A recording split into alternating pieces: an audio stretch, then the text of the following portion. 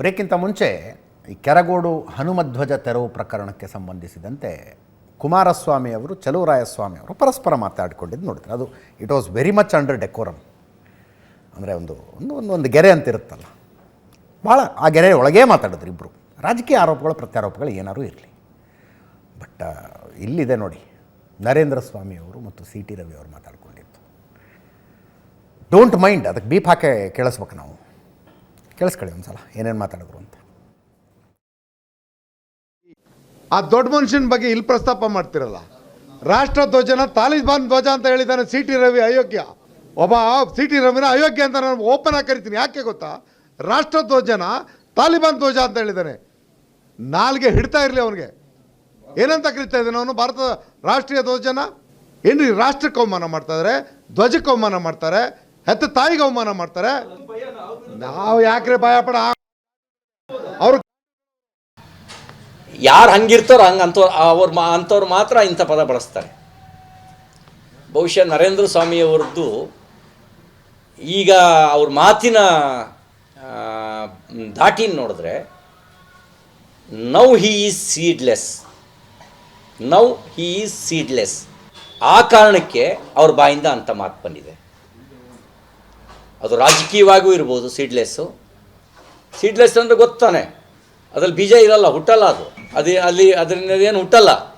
ಹಾಗಾಗಿ ರಾಜಕೀಯವಾಗಿ now he is seedless.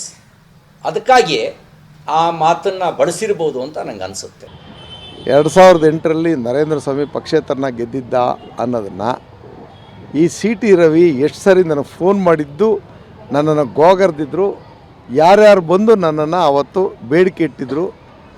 ನಾವು ಅವತ್ತು ಬೀಜ ಹಾಕಲಿಲ್ಲ ಅಂತಂದರೆ ಬಿ ಜೆ ಪಿ ಸರ್ಕಾರನೇ ಬರ್ತಿರಲಿಲ್ಲ.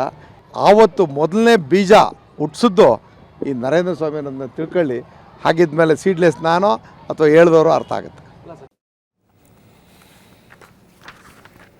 ನರೇಂದ್ರ ಸ್ವಾಮಿ ಅವರು ಬಳಸಿದ ಪದಗಳಿದ್ವಲ್ಲ, ಪುಂಡು ಪೋಖರಿಗಳು ಬೀದಿ ಗಲಾಟೆ ಮಾಡಿಕೊಳ್ಳುವಾಗ ಬಳಸುವ ಶಬ್ದಗಳು.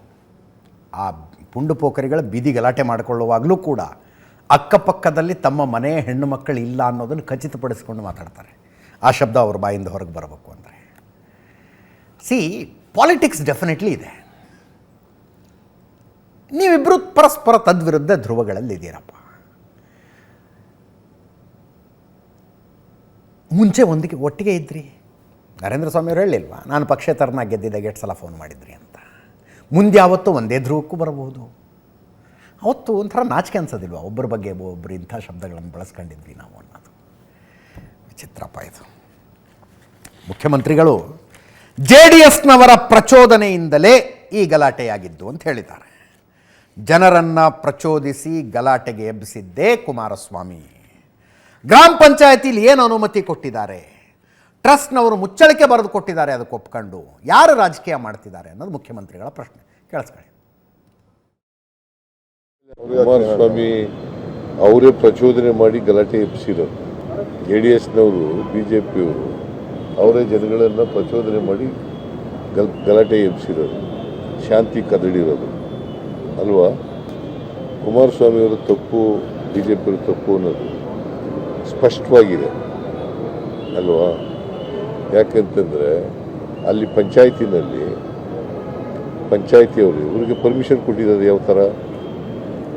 ಯಾವ ಥರ ನಿಮಗೆ ಗೊತ್ತಾ? ಗೊತ್ತಿದ್ರು ಹೇಳಲ್ವಾ? ಧ್ವಜಸ್ತಂಭದ ಮೇಲೆ ರಾಷ್ಟ್ರ ಧ್ವಜ ಆರಿಸಿ ಅಥವಾ ಕನ್ನಡ ಧ್ವಜ ಆರಿಸಿ ಅಂತ ಕೊಟ್ಟಿದ್ದಾರೆ. ಅದಕ್ಕೆ ಮುಚ್ಚುಳಿಕೆಯನ್ನು ಬರ್ಕೊಟ್ಟಿದ್ದಾರೆ ಅವರು. ಆಮೇಲೆ ಅದ್ರ ಜೊತೆಗೆ ಇನ್ನೊಂದು ಏನು ಹೇಳಿದ್ದಾರೆ ಅಂದರೆ, ಯಾವುದೇ ಧರ್ಮದ ಯಾವುದೇ ಪಕ್ಷದ ಧ್ವಜವನ್ನು ಆರಿಸಬೇಡಿ ಅಂತ ಹೇಳಿದ್ದಾರೆ. ಇವರು ಯಾವ ಧ್ವಜ ಆರಿಸಿದರು? ರಾಷ್ಟ್ರ ಧ್ವಜನ,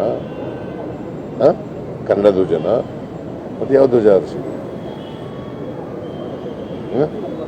ಮತ್ತೆ ಭಾಗವ ಧ್ವಜ. ಅದು ಮತ್ತೆ ಅದರಿಂದ ಅಶಾಂತಿ ನಿರ್ಮಾಣ ಆಗುತ್ತಲ್ವಾ? ಮತ್ತೆ ಇದು ಕ್ರಿಯೇಟ್ ಮಾಡಿದವ್ರು ಯಾರು? ಇದ್ರ ಪರವಾಗಿ ಬಂದಿರೋರು ಯಾರು? ಕುಮಾರಸ್ವಾಮಿ ಅವರೇ ಪ್ರಚೋದನೆ ಮಾಡಿ ಗಲಾಟೆ ಎಬ್ಬಿಸಿರೋರು. JDSನವರು BJPಯವರು ಅವರೇ ಜನಗಳನ್ನು ಪ್ರಚೋದನೆ. ಮುಖ್ಯಮಂತ್ರಿಗಳ ಮಾತನ್ನು ಕೇಳಿಸಿಕೊಂಡ ಮೇಲೆ ಬರುವ ಪ್ರಶ್ನೆ, ಮುಚ್ಚಳಿಕೆ ಬರೆಸ್ಕೊಂಡಿದ್ದಾರೆ, ಅವರಿಗೆ ಗ್ರಾಮ ಪಂಚಾಯತಿಯಿಂದ ಸೂಚನೆಯನ್ನು ಕೊಡಲಾಗಿದೆ ಅಂದ ಮೇಲೆ ಪಿ ಡಿ ಒನ ಯಾಕೆ ಸಸ್ಪೆಂಡ್ ಮಾಡಿದ್ರಿ ಅಂತ. ಪಿ ಡಿ ಒ ಯಾಕೆ ಸಸ್ಪೆಂಡ್ ಆದರು?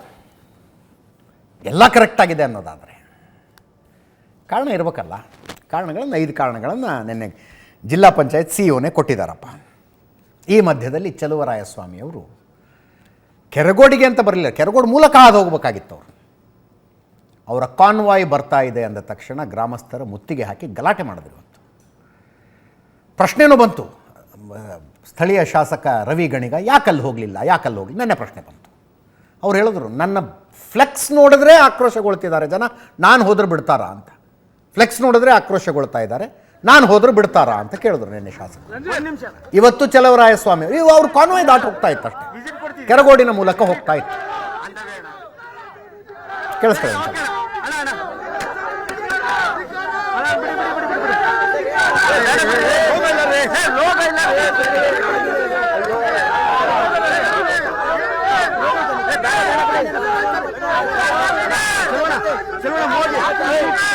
ಚಲುವರಾಯಸ್ವಾಮಿ ರೋಡ್ನೇ ಮರ್ತ್ಬಿಟ್ಟವ್ರೆ. ಇವಾಗ ಬಂದಿರೋದು ಚಲುವರಾಯಸ್ವಾಮಿ ಈ ರೋಡ್ ಲೀಕ್ ಆಗ್ತಾ ಇದೆ.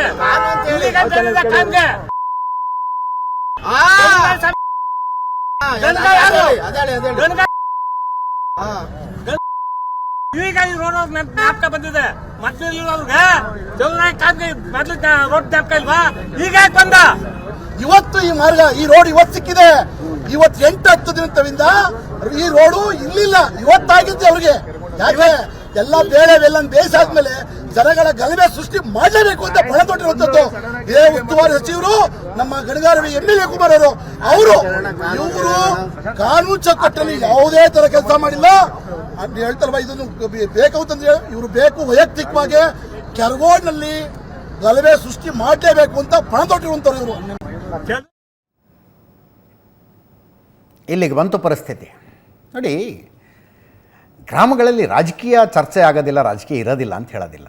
ಬಟ್ ಗ್ರಾಮದ ಜನ, ಹಳ್ಳಿ ಜನ ಎಲೆಕ್ಷನ್ ಬಂದಾಗ ರಾಜಕೀಯ ಮಾಡ್ತಾರೆ, ಹಬ್ಬ ಬಂದಾಗ ಹಬ್ಬ ಮಾಡ್ತಾರೆ. ಅವ್ರಿಗೆ ಆ ಡಿಫ್ರೆನ್ಸಿಯೇಷನ್ ಗೊತ್ತು. ವಿನಾಕಾರಣ ಇದು ಹೆಂಗೆ ಅಂದರೆ, ಬರ್ತಾ ನೀವು ಪರಿಸ್ಥಿತಿ ಎಲ್ಲಿಗೆ ತಂದಿಡ್ತೀರಿ ಅಂದರೆ, ಯಾರು ಭಗವಾ ಧ್ವಜ ಆರಿಸಿದಾರೋ ಅವ್ರು BJPಗೆ ಓಟ್ ಹಾಕ್ತಾರೆ ಅನ್ನೋ ನಿರ್ಧಾರಕ್ಕೆ ಬಂದಂಗೆ ಆಡಬೇಡಿ. ಉಲ್ಟಾ ಹೊಡೆಯುತ್ತದು. 22ನೇ ತಾರೀಕು ಅಯೋಧ್ಯೆಯ ರಾಮ ಮಂದಿರವನ್ನು ಸಂಭ್ರಮಿಸಿದವರು, ಅವತ್ತು ದೀಪಾವಳಿ ಮಾಡಿದವರು, ಇವರೆಲ್ಲ BJP ವೋಟರ್ಸೆ ಅಂತ ನಿರ್ಧಾರಕ್ಕೆ ಬಂದವರಂತೆ ಆಡಬೇಡಿ. ಬರ್ತಾ ಎಲ್ಲಿಗೆ ಬರುತ್ತೆ ಅಂದರೆ, ಯಾರು ದೇವರಿಗೆ ಕೈ ಮುಗಿತಾರೋ ಅವರೆಲ್ಲ BJP ಪರವಾಗಿದ್ದಾರೇನೋ ಅನ್ನೋ ನಿರ್ಧಾರಕ್ಕೆ ಬಂದಂಗೆ ಆಗ್ಬಿಡುತ್ತೆ. ನೀವು ದಯವಿಟ್ಟು ಅದು ಬೇಡ. ಊರಲ್ಲೊಂದು ರಾಮ ಮಂದಿರ, ಒಂದು ಧ್ವಜಸ್ತಂಭ, ಎಲ್ಲ ಪಕ್ಷದವರು ಸೇರ್ಕೊಂಡು ಮಾಡ್ತಿರ್ತಾರೆ ಅದನ್ನು. ಈಗ ಗ್ರಾಮ ಪಂಚಾಯತ್ ಮೆಂಬರ್ಸ್ ಪೈಕಿ ನಾವೇ ತೋರಿಸಿದ್ವಲ್ಲ, JDS ಬೆಂಬಲಿತ 9 ಜನ ಇದ್ದರೆ, ಕಾಂಗ್ರೆಸ್ ಬೆಂಬಲಿತ 7 ಜನ ಇದ್ದಾರೆ. BJP ಬೆಂಬಲಿತರಾಗಿರುವಂಥವ್ರು ಇಬ್ಬರೇ ಆ ಗ್ರಾಮ ಪಂಚಾಯತಿಯಲ್ಲಿ.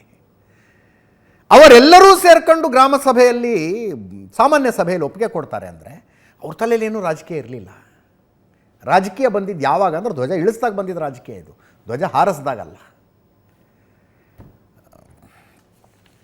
ಸುಮಲತಾ ಅವರು ಮಾತಾಡಿದರು, ಸಂಸದೆ ಅವ್ರು ಹೇಳಿದ್ರು, ಆ ಜಾಗಕ್ಕೆ ನಾನು ಹೋಗೋದಿಲ್ಲ, ಹೋಗಿ ಮತ್ತಷ್ಟು ಗೊಂದಲ ಸೃಷ್ಟಿಯಾಗೋದು ಬೇಡ. ಸರ್ಕಾರ ತಪ್ಪು ಮಾಡ್ತು, ಸೂಕ್ಷ್ಮವಾಗಿ ಹ್ಯಾಂಡಲ್ ಮಾಡಬೇಕಾಗಿತ್ತಿದ್ನ. ಆ ಧ್ವಜಸ್ತಂಭದಲ್ಲಿ ಮತ್ತೆ ಹನುಮ ಧ್ವಜ ಹಾರಾಡಬೇಕು ಅಂತ ಹೇಳಿದ್ರು. ಕೇಳಿಸ್ಕೊಳ್ಳಿ. ಈ ಕಂಬದಲ್ಲಿ ಅವರು ಎಲ್ಲರ ಹತ್ರನೂ ಹಣ ಶೇಖರಣೆ ಮಾಡಿ ಆ ಧ್ವಜವನ್ನು ಕಟ್ಟಿದ್ದು ಅವರು ಇದೇ ಕಾರಣಕ್ಕೆ. ಅದು ಅಂದರೆ ಹನುಮಾನ್ ಧ್ವಜಕ್ಕೋಸ್ಕರ. ಇಲ್ಲಾಂದರೆ ನೀವು ರಾಷ್ಟ್ರಧ್ವಜ ಅಂದರೆ ಅದಕ್ಕೆ ಅವರು ಎಲ್ಲ ಕಡೆನೂ ಏನೋ ದುಡ್ಡು ಕಲೆಕ್ಟ್ ಮಾಡಿಬಿಟ್ಟು ಅದನ್ನು ರಾಮನ ಪ್ರತಿಷ್ಠಾಪನೆ ನಡೆಯುವಂಥ ಟೈಮಲ್ಲೇ ಮಾಡಬೇಕು ಅನ್ನೋದೇನಿಲ್ಲ. ಈಗ ಪ್ರತಿಯೊಂದು ಮನೆಯಲ್ಲೂ ನಾವು ನ್ಯಾಷನಲ್ ಫ್ಲ್ಯಾಗ್ನ ನಾವು ಹಾರಿಸ್ಬೋದು, ಅದಕ್ಕೇನು ಈಗ ಪರ್ಮಿಷನ್ ಇದೆ, ನಮ್ಮೆಲ್ರಿಗೂ ಇದೆ. ಸೊ ಹಾಗಾಗಿ ಅದರ ಉದ್ದೇಶ ಏನು ಅಂತ ನಿಮ್ಗೆ ಅದು ಸ್ಪಷ್ಟವಾಗಿ ಗೊತ್ತಾಗ್ತಾ ಇದೆ.